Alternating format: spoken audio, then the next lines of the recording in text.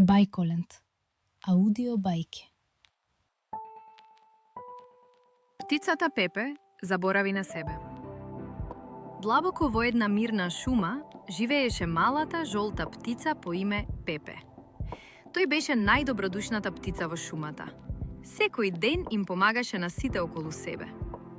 Пепе им носеше храна на зајачињата, им помагаше на верверичките да ги изградат своите гнезда и со својата прекрасна песна им измамуваше насмевка на сите шумски животни.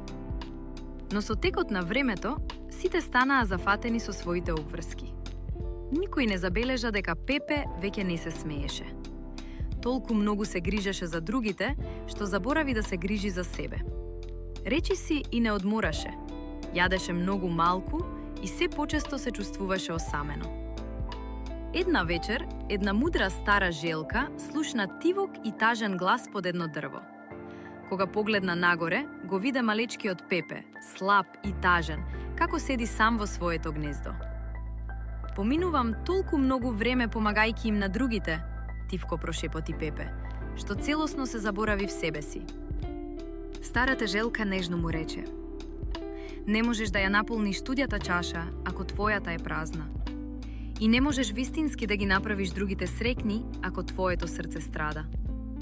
Дури и најсветлата птица има потреба од одмор, топлина и грижа. Тогаш животните во шумата конечно разбраа што се случувало.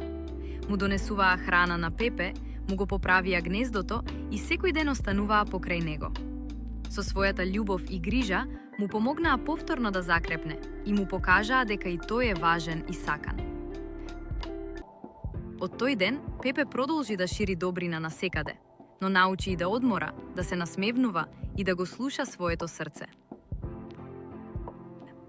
Секоја утрина неговата весела песна повторно одекнуваше низ шумата и ги потсетуваше сите. Грижата за себе не е себичност. Срекното срце му помага на светот да свети уште посилно. Поука. Избери се себе си на прво место. Не дозволувај секогаш ти да бидеш последен на сопствената листа. Кога се грижиш за себе, имаш сила, љубов и радост, што можеш да ги споделиш и со другите. Ако ти се допадна бајката, притисни лайк, шер и сабскрајб. Се гледаме во следната бајка.